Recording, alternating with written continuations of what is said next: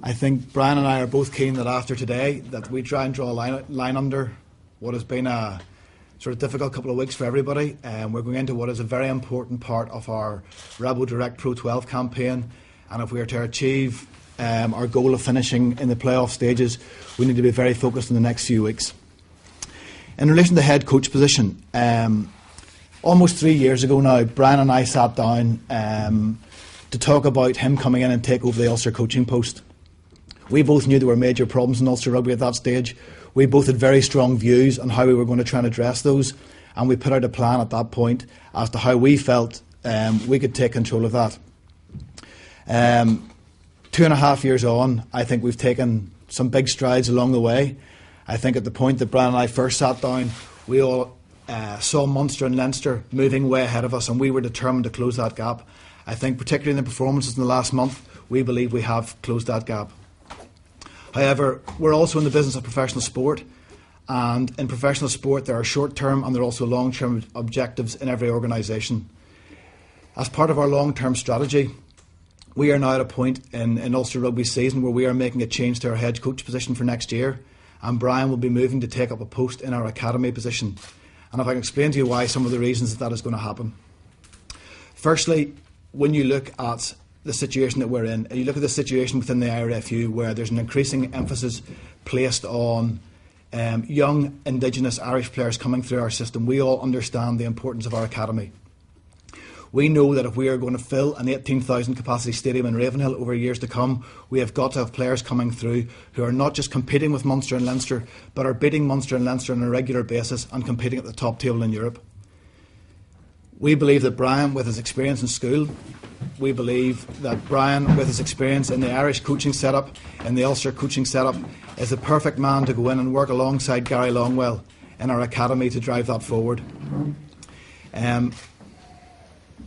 I think probably I'll give Brian a chance now to make some comments before we take some questions, but I think we're all on record of saying many times over the last wee while that Brian has taken Ulster Rugby a long way down the path that we all hoped it would go.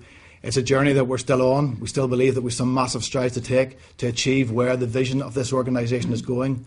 I think we've all said many times we're all very ambitious, not just the coaching team, not just the management team, but everybody in Ravenhill is hugely ambitious about where we want to go to.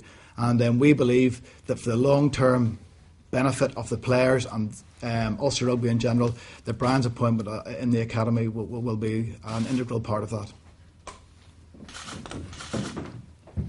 Just from my point of view, I'd just like to say a couple of things. I'm not going to say too much. Obviously, I'm grateful to the Ulster branch for offering me the opportunity to have a safety net or another contract to go to after I finish my role as head coach.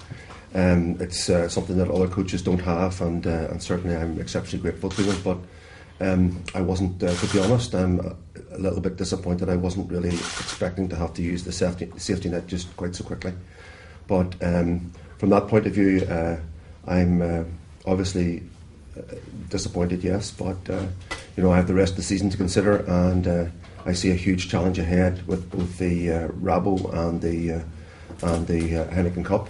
And I have no doubt that the squad and my coaching staff will do me proud to make sure that I leave this job successful and looking forward to my new role. Thank you. Brian, has the timing of this been difficult? Well, from my point of view, the timing, there's never a good time. There's never a good time to get news like this. So from that point of view, it's not easy for anybody. So the key thing is that it's happened, and I've got to deal with it. And I think that's very important. The players have got to be left to to what they do best, and that's play. And that's something I have to deal with, and they have to make sure that I have to make sure that they are in the right place to perform at the optimum level, which hopefully will be, as David has said, a semi-final in the Rabo, and to progress further to get to that, to get further and closer to that top table. Can I answer a little bit as well, Gavin? I think when you're dealing in the situation that we're in professional sport, where the season goes on for such a long period of time, there isn't a good time to necessarily make decisions. But I think everybody recognises that this is the time of year, whether it's players or whether it's staff. When we sat down with our staff and extended them all for a year last June, or it was this time last year, it was always an understanding that a decision moving forward would be during this 2-week period at the end of ERC 6 and prior to the start of the Rabo Direct Pro 12. So you're absolutely right, there's never a good time to do it. However, it's a time that both players and staff have always been aware of. When do you expect to make an announcement about the new coach?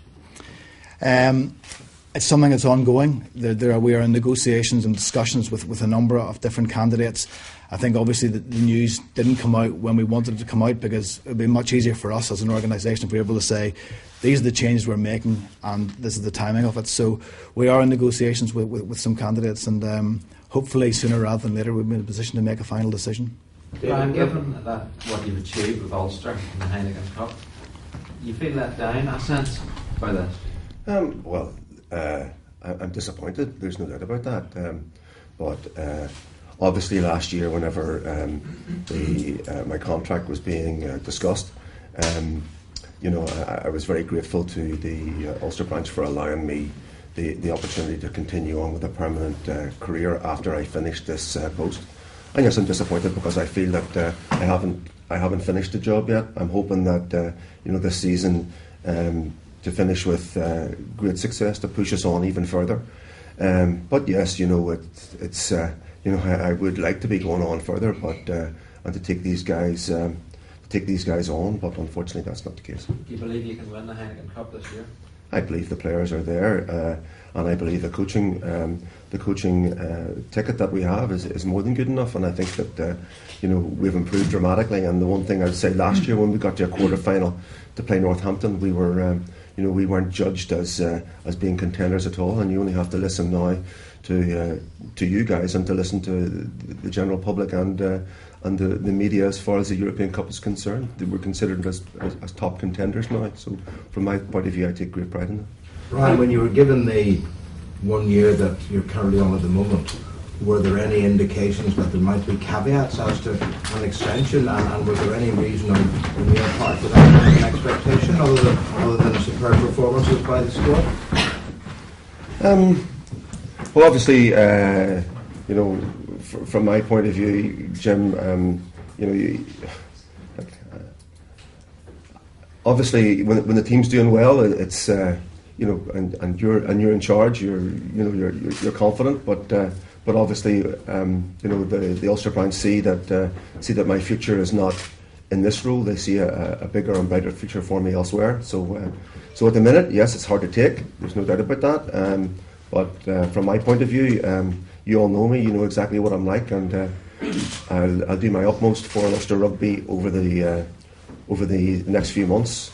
And I'll look forward to the role that I have in the future. Has the academy role been defined, particularly within the context of what Gary Longwell is doing at the moment?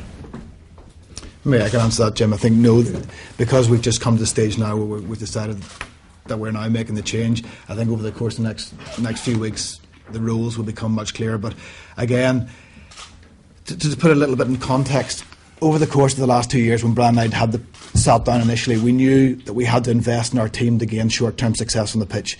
That team, along with the coaching staff, have come in and have taken it so far. However, the secondary part of that is we also fully recognise that there's now got to be significant investment in our underage rugby, in our academy rugby, in our schools rugby, so that we can make this success that we've got in the short term sustainable. We are not in any way trying to, or to put it another way, the support we're giving to our academy will be in terms of financial investment, it'll be in terms of people investment. So at the minute, Gary Longwell and Niall Malone have done a very good job in our academy bringing people through, but when you compare the role that they have to do with the increased number of people in different organisations, yeah, we fully understand that if we want to have a conveyor belt of people coming through, we've got to have more and more people in our academy system, in our school system, but not just people who have the right quality and the right attributes and the right competencies to ensure that when players come out of that system, they are ready to play representative rugby. And that is why the decision has been taken that Brian's going in there, but very much to strengthen what Gary and Niall and Johnny have done and will continue to do. David, if I could just ask, 12 months ago you saw fit that Brian and the coaching staff should be given a year's extension. on the back of reaching a Heineken Cup quarter-final and then went on to reach the semi-finals of the Magners as it was then. What's changed in 12 months, considering the team and the squad are on course to perhaps equal or perhaps better that? And that's where, Nigel, the short term versus the long term goals of the organisation sometimes have to be weighed up, and sometimes decisions have to be made. So 12 months on, we're in a very good position again this year. However, what has changed is that some of the policies coming out of there, if you in terms of where we're going with foreign players, the increased influence in our emphasis on our academy. We have talked about restructuring our academy, and the reason that Brian was given the fallback as well as to give him the opportunity to move out of school was also because we knew that's where at some point, and we didn't know whether it was 1 or 3 years or when that would be, we knew there was some point that Brian would go back and take a major role in our academy system. We now believe that now is the right time for that to happen. Did this decision come from Dublin or Belfast?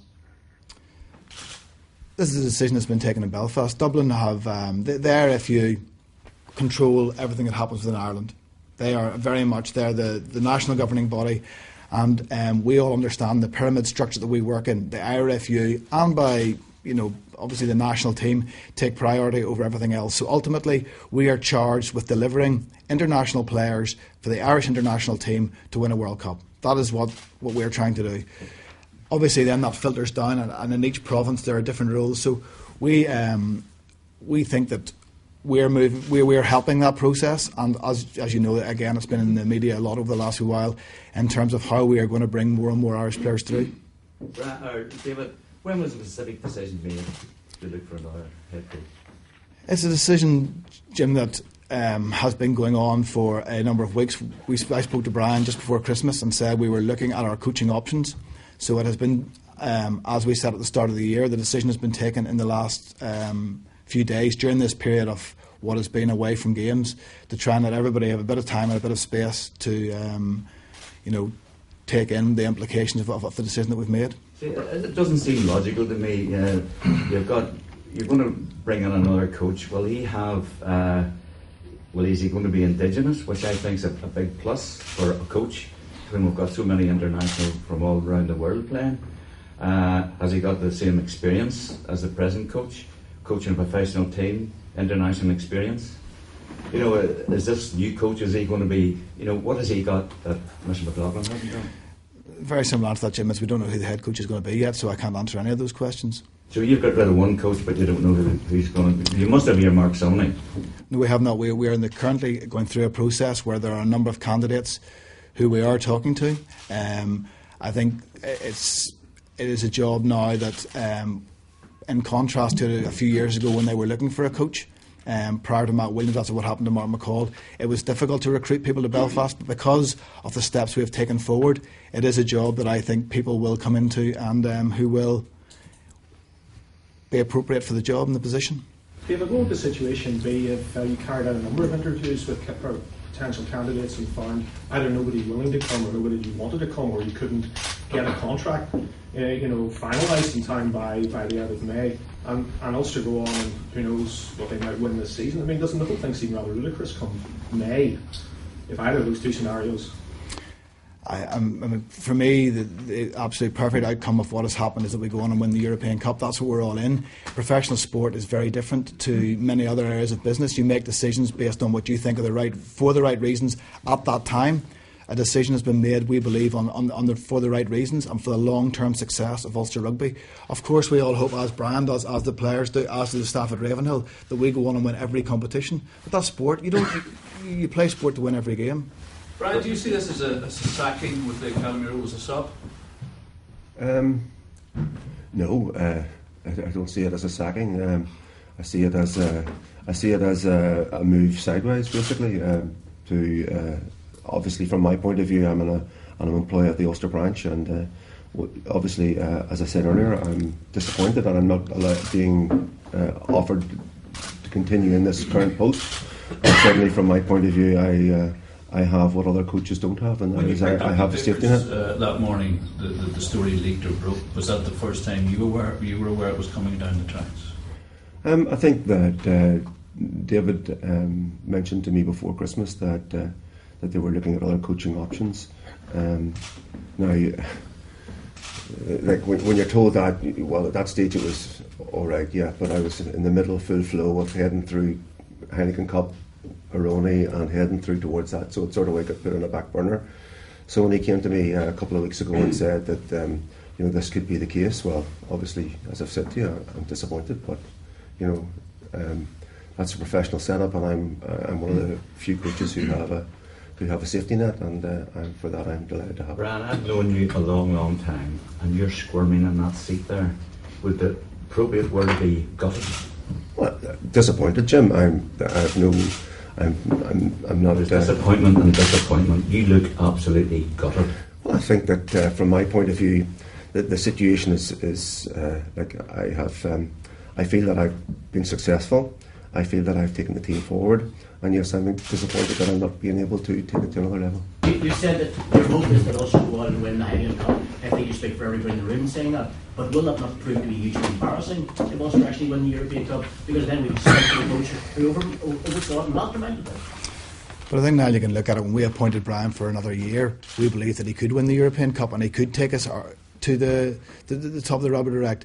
Absolutely not. Brian has come in to do a job for us, and he's done that job very, very well. And as you said, we all hope that at the end of the year that he is able to move off with the credibility of being a European Cup winner. But if he brings that about, is it not going to be very, very difficult to justify the fact that he's no longer there? In the eyes of the world, that's going to look a very bizarre decision. I understand the point you're making, but you've got to understand that we've made the decision now for what we believe to be the right long-term reasons for Ulster. We can't be worried. Our decision, based on the facts that are there now, cannot be swayed by what may happen or may not happen 6 months down the track. So I'm very comfortable that we have made a decision that is based on what we believe is in the best interest of Ulster Rugby.